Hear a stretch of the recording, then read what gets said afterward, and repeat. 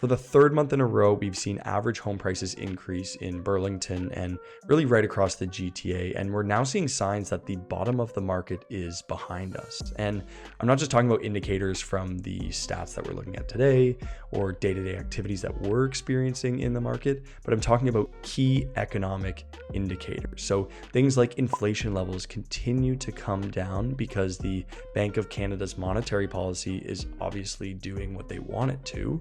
And because of that, the Bank of Canada has also held interest rates for the second time in a row, which is injecting new buyers into the market alone. But we're also seeing things like lower levels of unemployment in Canada and continued increasing levels of immigration into Canada. And all of this and more is creating demand in a market where we already don't have an overabundance of supply. So we're seeing things like increased number of showings on properties, more offers on properties, and overall more competition in the market, which ultimately is going to drive prices upwards. So in this video, we are going to jump into the Burlington market stats for March. And before we jump into things, if you get any value out of this or you like this kind of content, please consider subscribing to the channel. And before you watch any further, let us know down below in the comments, what do you think is going to happen with home prices for the remainder of the year? Now we're going to look at the numbers now, and we're going to look at the year over year numbers as well as the month over month, because I think it's important to look at both, and they both paint a pretty different picture right now. And we're also going to look at property pricing by property type, both the numbers as well as a graph. And if you're going to look at one thing, I think it's important to see these graphs of pricing to visually see what we're talking about when we're talking about the bottom of home prices in the market. Now, the first thing we're looking at here is the year over year numbers for Burlington. And these are going to be some pretty severe changes because about a year ago, we were in a very different market. So we're going to go through these pretty quickly. The number of sales in Burlington is down 31% year over year. New listings down 41%. Interestingly, active listings are actually up, and that's because the absorption rate is lower because of these numbers. Average price is something we've been continuously seeing the last couple of months. This is down 17% from last March to this March. A little better than the 20 to 24% we've seen the last couple of months, but still a pretty intense or large decrease year over year. And then months of inventory, interestingly enough, not too much of a change, but went from about 0.7 months to 1.2 months, still in a very strong seller's market. The next slide here is the month over month numbers for Burlington, which is painting a totally different picture. So sales were up 43% from February to March.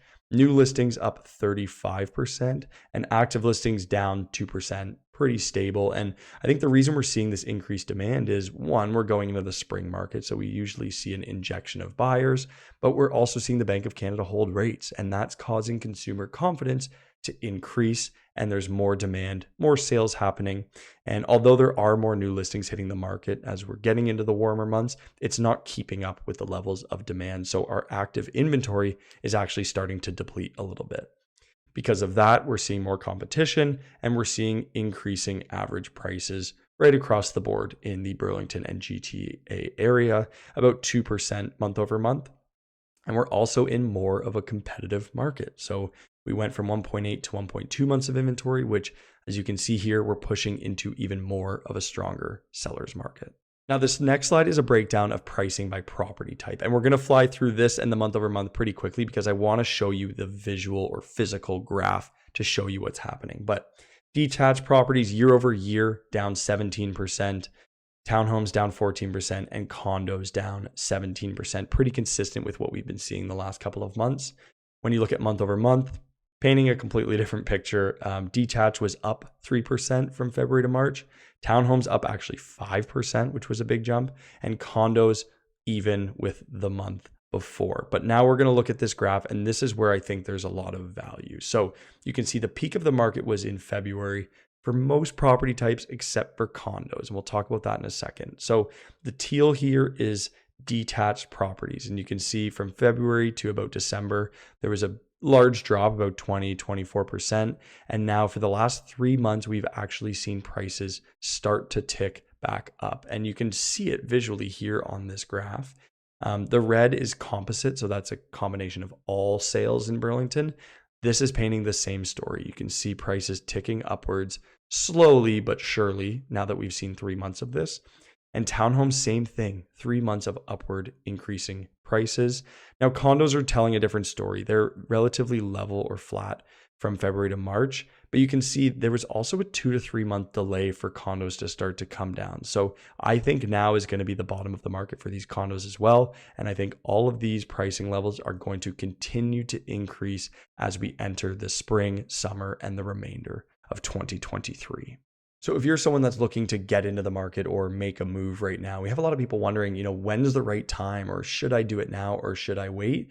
And I would say the right time looks like it was kind of December, January, but now is the next right time. I think we're going to continue to see prices increase. And if you've been hesitant, you're waiting on the sidelines, I wouldn't wait much longer, because the levels of competition that we're seeing in the day-to-day are increasing daily. And I think if you wait 6 months, you're going to be paying more for the same property. So that's it for this video. If you'd like a copy of these slides, whether it's for Burlington or your city or your neighborhood, let me know and I'd be happy to do that. Have a great day, and we'll talk to you soon.